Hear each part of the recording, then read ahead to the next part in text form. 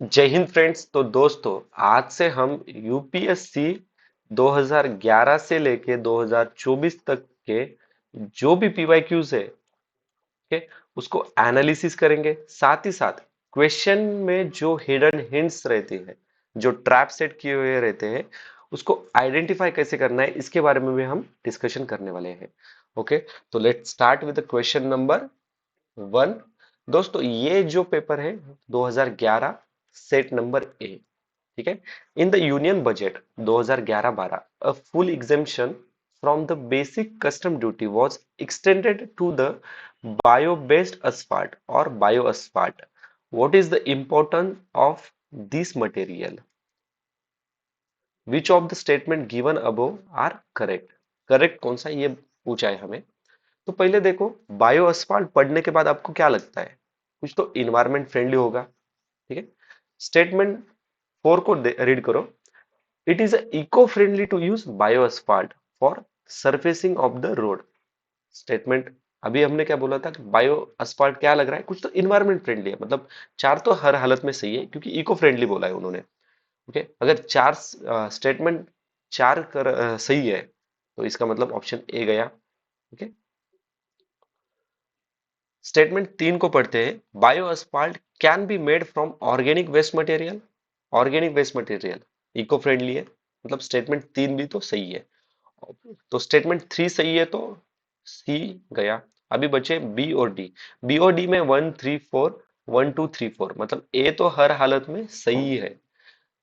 तो पहले ए को रीड करते हैं। Unlike traditional asphalt, bio asphalt is not based on fossil fuel. सही बात है, इन्वायरमेंट फ्रेंडली दिख रहा है इसमें। अगर अभी रीड करते हैं ऑप्शन नंबर 2 को। Bio asphalt can be made from non renewable resources. तो दोस्तों, ये स्टेटमेंट गलत है। तो आंसर क्या आएगा? Option number B is the answer. अभी देखो, बायो asphalt होता क्या है। Okay, bio asphalt is a किन चीजों से बनता है, तो ये रिन्यूएबल रिसोर्स है। और किन चीजों से बनता है, तो it is made from lignin, rice, palm oil, sugar, molasses and vegetable oils, ठीक है। ऑर्गेनिक वेस्ट मटेरियल क्या रहता है? ऑर्गेनिक वेस्ट मटेरियल मतलब biodegradable material, biodegradable materials that decompose naturally, decompose naturally, ठीक है। अभी नेक्स्ट क्वेश्चन डिस्कस करते हैं। Consider the following: carbon dioxide, oxides of nitrogen, oxides of sulphur. Which of the above is are the emission from coal combustion at the thermal power plant, ठीक है। अभी देखो दोस्तों, coal combustion at thermal power plant, अगर कोई भी कोई भी एलिमेंट होगा, अगर 0.01% भी इमिशन करेगा तो क्या होगा? वो इमिशन कैटेगरी में कैलकुलेट होगा। तो इसी लॉजिक के साथ देखते हैं ऑप्शन 1 2 3, ये तीनों स्टेटमेंट सही है। ऑप्शन नंबर डी इसका आंसर है। और कौन कौन से एलिमेंट कोल कंबशन में इमिशन इमिट होते हैं, तो याद रखना, particular matters, carbon monoxide, carbon monoxide, उसके बाद वोलाटाइल ऑर्गेनिक कंपाउंड, ठीक है। अभी एग्जामिनर ने ना एक हिंट हिंट दी हुई है कि oxides oxides of nitrogen and oxides of sulphur, तो इसके वजह से एसिड रेन होती है। ओके, अभी हम जैसे जैसे आगे और पीवाईक्यूज एनालिसिस करेंगे ना, आपको समझ में आएगा कि एसिड रेन कितनी बार पूछा है।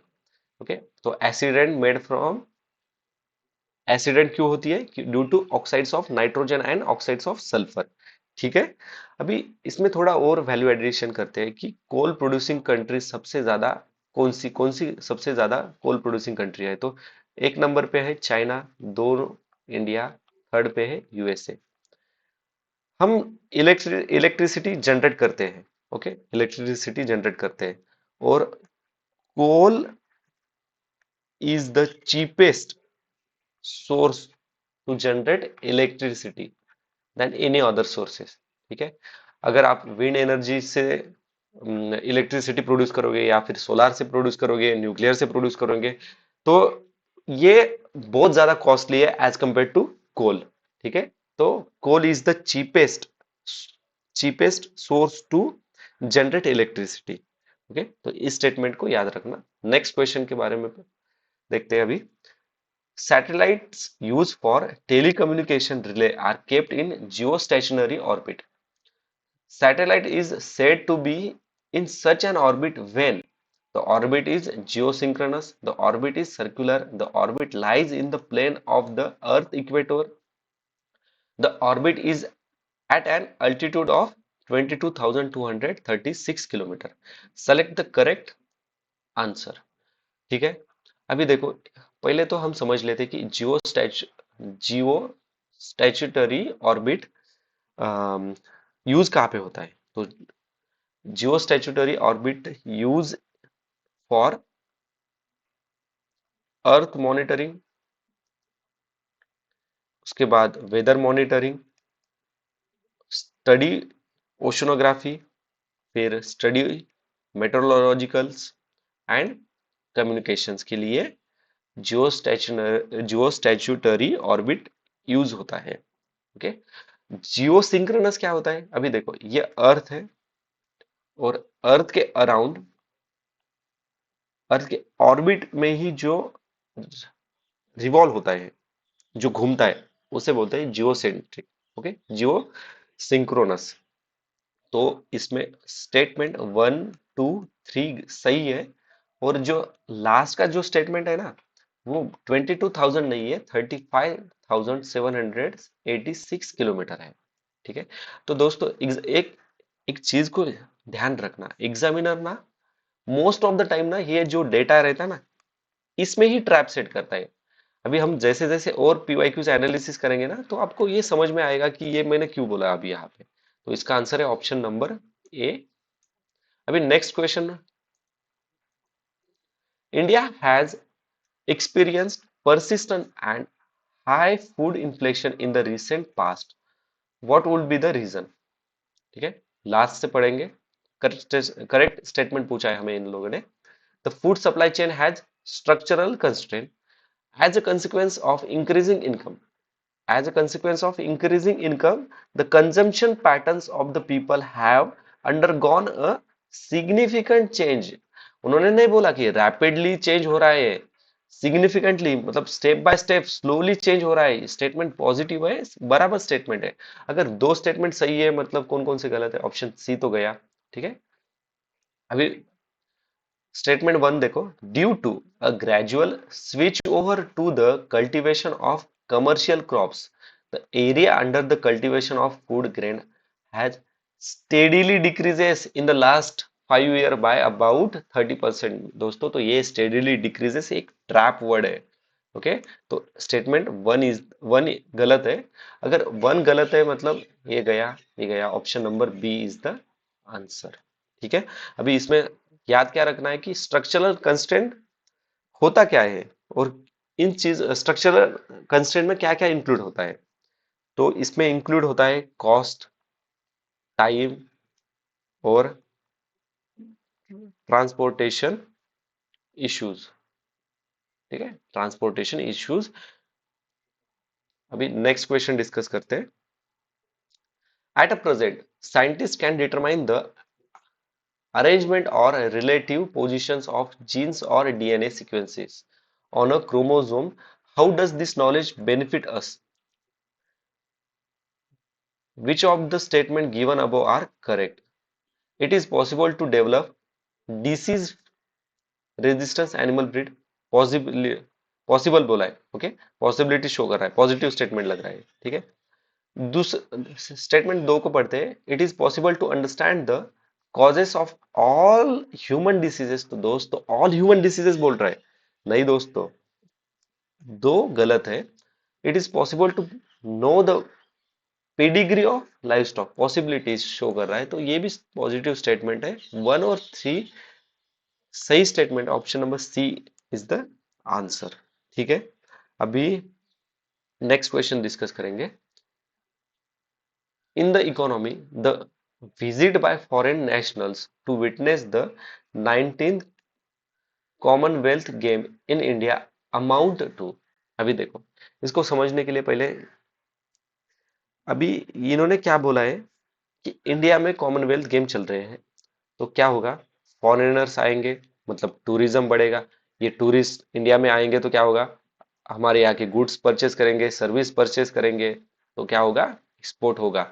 अगर वाइस वर्सा सिचुएशन होगी, अगर ये कॉमनवेल्थ या फिर कोई भी गेम दूसरे कंट्री में चल रहा है, लेट्स से यूएई में चल रहा है, ओके, यूएई में क्रिकेट का टूर्नामेंट चल रहा है, तो क्या होगा, इंडियन जो टूरिस्ट है वो यूएई में जाएंगे, यूएई के गुड्स और सर्विसेज को परचेस करेंगे, तो इसका इम्पैक्ट क्या होगा, इट्स इंपोर्ट कैटेगरी में आएगा। ठीक है, तो इसका आंसर है ऑप्शन नंबर ए।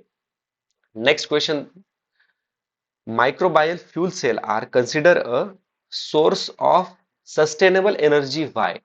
अभी देखो, क्वेश्चन में ही क्या बोला है, सस्टेनेबल एनर्जी, मतलब हमें क्या ढूंढना है, जो भी इन्वायरमेंट फ्रेंडली है उसके बारे में हमें पूछा है इन लोगों ने। तो पहले पहले समझ लेते हैं कि माइक्रोबायल फ्यूल सेल क्या होता है।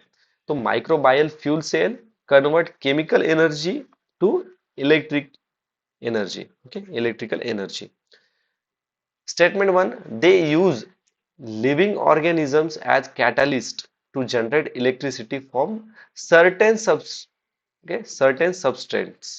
तो ये स्टेटमेंट सही है, सर्टेन सब्सटेंस बोला है उन लोगों ने, और लिविंग ऑर्गेनिज्म से, इको फ्रेंडली है ये। अभी स्टेटमेंट दो को पढ़ते हैं, they use a variety of inorganic materials as sustenance. अभी उन्होंने बोला था कि सस्टेनेबल, तो ये और इनऑर्गेनिक होगा तो सस्टेनेबल नहीं होगा, तो स्टेटमेंट दो तो गलत है। ठीक है, एक स्टेटमेंट वन सही है, दो गलत है। ठीक है, तो ये गया, ये गया, अभी क्या बचा, ए और सी। अभी पूरा डिसीजन होगा स्टेटमेंट सी के ऊपर। They can be okay, can be install in waste water treatment plant to cleanse water and produce electricity. Okay, waste water treatment plants, तो ये भी एक सस्टेनेबल डेवलपमेंट का मतलब सस्टेनेबल सोर्सेस है। ठीक है, तो स्टेटमेंट थ्री भी सही है, ऑप्शन नंबर सी इसका आंसर है। ठीक है, तो नेक्स्ट क्वेश्चन है, विच one of the following statement approximately describe the fiscal stimulus. Fiscal stimulus क्या होता है, लास्ट लास्ट स्टेटमेंट से पढ़ेंगे। It is an extreme affirmative action. दोस्तों देखो, ये एक्सट्रीम वर्ड है ना, ये एक ट्रैप वर्ड है। Okay, it is a government intensive action of financial institute to ensure a disbursement of loan to agriculture and aligned sector to promote greater food production and contain food inflation। तो ये भी एक गलत statement है, क्योंकि इन्होंने क्या कहा है कि इंटेंसिव एक्शन, बट इंश्योर क्या करता है, डिसबर्समेंट, तो ये गलत है, ये भी गलत। अभी इसको पढ़ते हैं, it is a massive investment by the government in manufacturing sector to ensure the supply of goods to meet the demand surge causes by rapid economical growth. दोस्तों ये भी गलत स्टेटमेंट। ये देखो, ये जो रैपिड, रैपिड, एक्सट्रीम, ये जो वर्ड्स है ना, ये ट्रैप वर्ड है, आप समझ लो। आप कभी भी ऑप्शन में अगर आपको दिखेंगे एक्सट्रीम, एक्सट्रीम या फिर रैपिडली, ड्रास्टिकली, तो ये समझ लेना कि ये ट्रैप वर्ड से, इससे संभाल के रहना है अपने को। ठीक है, तो option number B is the answer. अभी नेक्स्ट क्वेश्चन डिस्कस करेंगे, the formation of ozone hole in the Antarctic region has been a cause of concern, what would be the reason for the formation of this hole. तो ये form होता है due to presence of promo promineral sorry prominent polar front and stratospheric clouds and inflow of chlorofluorocarbon। Option B is the answer. ठीक है, अभी इसमें option number सी को देखोगे, absence of polar front end stratospheric cloud and inflow of methane and chlorofluorocarbon, ये absent की जगह पे अगर प्रेजेंस हुआ रहता तो ये भी स्टेटमेंट सही हुआ रहता। ओके, नेक्स्ट क्वेश्चन क्या बोलता है, consider the following action which the government can take which of the above actions can help in reducing the current account deficit? Okay, current account deficit reduce करने के लिए कौन सा हेल्प करता है? Devaluating the domestic currency, reduction in the export supply, okay, export subsidy, adopting the sustainable policies which attract greater FDI and more funds from FII, okay, foreign indirect investment. तो दोस्तों एक, अगर एफडीआई एफआईआई आएगा तो वो देखो, FDI आया तो वो मतलब क्या है, इन्वेस्टमेंट आई ना, इंडिया में इन्वेस्टमेंट आई, इन्वेस्टमेंट आई तो क्या होगा, प्रोडक्शन होगा, प्रोडक्शन होगा तो लोगों को जॉब मिलेगा, जॉब मिलेगा तो डिमांड एंड सप्लाई होगा। तो मतलब तीन तो स्टेटमेंट सही है। ओके, तीन स्टेटमेंट सही है, मतलब कौन कौन से गलत हो गए? ए गलत हुआ। अभी बाकी बाकी के बचे। डिवैल्यूइंग द डेमोक्रेट डोमेस्टिक करेंसी, अगर डिवैल्यू करेंगे तो क्या होगा? अभी इसको समझने के लिए ना एक एग्जांपल के थ्रू जाएंगे। ठीक है, सपोज $1 मतलब एक 100 रुपये, ठीक है, और हम 50 रुपए में एक शर्ट को क्या करते हैं, एक्सपोर्ट करते हैं यूएसए में। ठीक है, तो यूएसए में क्या होगा कि $1 में दो शर्ट्स आएंगे, दो शर्ट्स आएंगे। अब अगर हम डिवैल्यूएशन करेंगे तो क्या होगा, $1 की कीमत सपोज 150 रुपए हो गई। ठीक है, समझने के लिए ये एग्जांपल दे रहा हूं मैं। एक क्या होगा, 150 रुपए हो गई। तो अभी $1 में वही बंदा तीन शर्ट्स को क्या करेगा, परचेस कर सकता है, परचेस कर सकता है। मतलब क्या होगा, इंडिया का जो भी एक्सपोर्ट्स है, एक्सपोर्ट है, वो बढ़ेगा। तो डिवैल्यूएशन तो फायदा होगा ना। तो स्टेटमेंट ए भी सही स्टेटमेंट है। अगर ए सही है तो ये गया option number D is the answer. ठीक है, और ये जो स्टेटमेंट बी उन्होंने बताया था, reducing in the export subsidy, ये रिडक्शन नहीं है, ये reduction in the export subsidy, ये स्टेटमेंट गलत है। ठीक है, अगर एक्सपोर्ट सब्सिडी को रिडक्शन करोगे तो इंडिया का जो भी, इंडिया के अंदर जो भी मैन्युफैक्चरिंग होगा, ओके, अभी लेट से अपन ने यहाँ पे शर्ट्स का मैन्युफैक्चरिंग करा था, अगर इंडिया ने एक्सपोर्ट सब्सिडरी रिड्यूस कर दी तो क्या होगा, हमारा जो शर्ट का एक्सपोर्ट है उस पे इम्पैक्ट होगा, और इसका इम्पैक्ट होने के वजह से क्या होगा, एक्सपोर्ट कम होगा, और एक्सपोर्ट कम होगा तो इंडिया में रेमिटेंस आय कम आएगी। ओके, तो स्टेटमेंट बी, स्टेटमेंट दो गलत है। अभी next question, 73rd constitution amendment act 1992 के बारे में बोला है उन लोगों ने कि which aims at promoting the panchayat raj institute in the country provides for which of the following? ठीक है, select the correct answer using code given below. Last statement से पढ़ेंगे, establishment of state finance commission, state election commission to conduct all panchayat election, constitution of the district planning committees. तो दोस्तों दो और तीन ये स्टेटमेंट सही है। आर्टिकल आर्टिकल नंबर दो 243 सब क्लॉज आई में स्टेट फाइनेंस कमीशन के बारे में, आर्टिकल नंबर 243 सब क्लॉज के में स्टेट इलेक्शन कमीशन, और district planning commission article 243 sub clause Z D में इसका मेंशन हमें देखने को मिलता है। अभी देखो ये जो constitution of district planning committee है ना, तो इसके बारे में हमें 74th कॉन्स्टिट्यूशन अमेंडमेंट एक्ट, जो कि म्यूनिसिपालिटी से रिलेटेड है, 1992 में जो बना था, इसके बारे में ये डिस्ट्रिक्ट प्लानिंग कमेटी रहती है। ठीक है, अभी 73rd और 74th कॉन्स्टिट्यूशन अमेंडमेंट के बारे में थोड़ा और जानकारी लेते हैं। 73rd constitution amendment act 1992, 74th constitution amendment act 1992। 73rd panchayat raj के बारे में, 74th है म्यूनिसिपालिटी के बारे में। म्यूनिसिपालिटी के बारे में सब्जेक्ट्स को कितने आते हैं, तो पंचायत राज में 29, म्यूनिसिपालिटी में 18।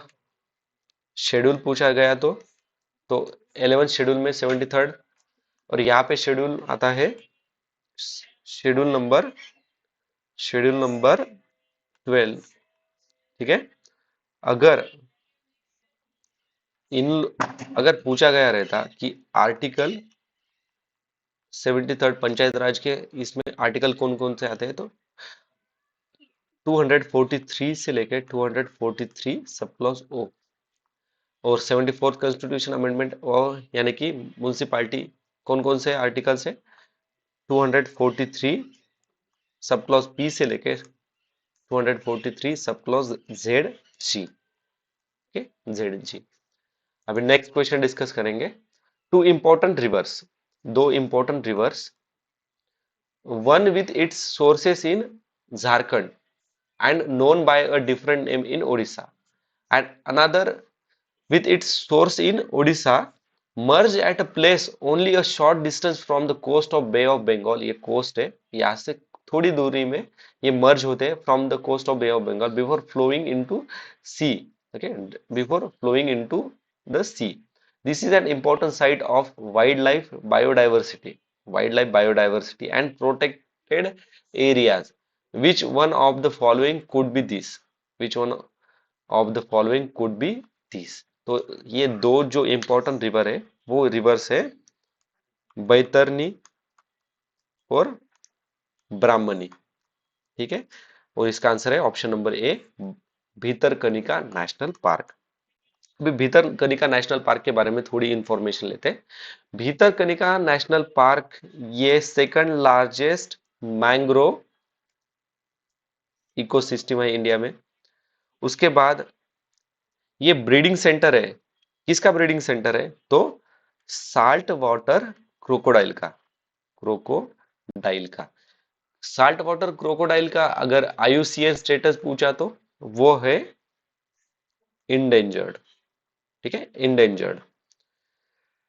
भीतरकनिका के ईस्ट में हमें गहिर माता बीच मिलता है, और गहिर माता बीच किसके लिए फेमस है, it is the largest nesting site for olive ridley sea turtle.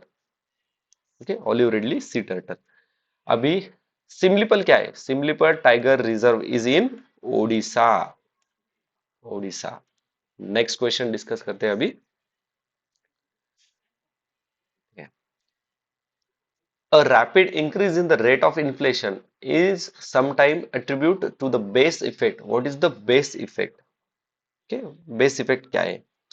अभी ऑप्शन डी में क्या है कि none of the above are correct बोला है उन लोगों ने। ओके, ऑप्शन नंबर डी में क्या है, none of the correct. C में क्या बोलते हैं कि it is impact of price level of previous year on the calculation of inflation rate. B क्या स्टेटमेंट बोलता है कि it is the impact of surge in demand due to rapid economical growth. दोस्तों अभी थोड़ी देर पहले मैंने बोला था कि ये जो रैपिड ड्रास्टिकली, ये देखो ऑप्शन स्टेटमेंट ए को देखो, impact of drastically deficiency in the supply due to failure of crop. दोस्तों ये जो ड्रास्टिक, रैपिडली, ये जो वर्ड्स है ना, ये ट्रैप वर्ड्स है, ये मोस्ट ऑफ द टाइम ये इनकरेक्ट ही रहते हैं। ओके, तो ए गया, बी गया, डी गया, option number C is the answer. ठीक है। और यहाँ पे एक और हिंट उन्होंने दी थी कि बेस इफेक्ट, बेस्ट इफेक्ट मतलब ही प्रीवियस ईयर। ठीक है, बेस ईयर या फिर प्रीवियस ईयर। नेक्स्ट क्वेश्चन, अभी तो ये इजी कैटेगरी का क्वेश्चन है। India is regarding as a country with demographic dividend, its high population in the age group of 15 से लेके 64 year. Next question regarding carbon credit, which one of the following statement is not correct, not correct पूछा है इन लोगों ने। ठीक है, तो the carbon credit system ratified in the conjunction with the Kyoto Protocol, सही है। Carbon credit are awarded to countries or group that have reduced greenhouse gas below their emission quota, सही है कार्बन क्रेडिट। ठीक है, statement C क्या बोलता है, the goal goal of the carbon credit system is to limit the increase of carbon dioxide emission. ये भी statement सही है दोस्तों। हमें गलत स्टेटमेंट पूछा था, कार्बन डाइऑक्साइड का sorry carbon credit are traded at a carbon fixed from time to time by the United Nation environment programme, ये स्टेटमेंट गलत है। अभी देखो कार्बन क्रेडिट किस पे डिपेंड होता है? It's depend on demand and supply. किस पे सप्लाई होता है? डिमांड एंड सप्लाई पे डिपेंड होता है। अभी जैसे जैसे सप्लाई इंक्रीज होगा तो क्या होगा? प्राइस कम होगा। प्राइस कम होगा, सप्लाई बढ़ रहा है, प्राइस कम होगा। बट अगर डिमांड बढ़ गई तो प्राइस क्या होगा? प्राइस भी बढ़ जाएगा। ये दो पॉइंट्स याद रखना। Which one of the following is not a feature of value added tax? Value added tax का फीचर नहीं है, ये बोला है उन लोगों ने। It is a multi point destination based system of taxation. It is a tax levied on the value addition at each stage of transaction in the production distribution chain. It is a tax on the final consumption of goods and service and must ultimately be borne by the customer.